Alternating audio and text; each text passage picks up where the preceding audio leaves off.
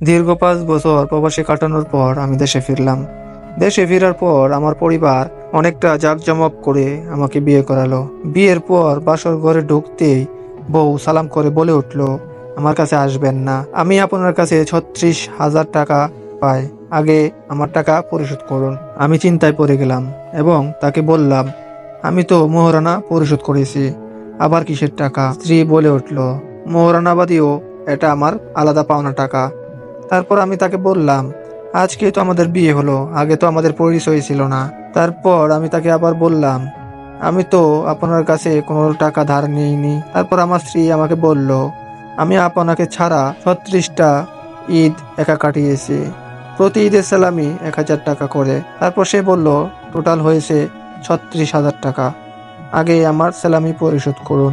আমি মনে মনে হাসতে লাগলাম এবং তার কাছে গিয়ে তাকে বললাম, আমি তোমাকে ছাড়া 25টা বসন্ত, 25টা শীত, 25টা বর্ষা কাটিয়েছি, আগে আমার একাকিত্বের পাওনা পরিশোধ করো, তাহলেই আমি তোমার 36,000 না 63,000 টাকা দিব।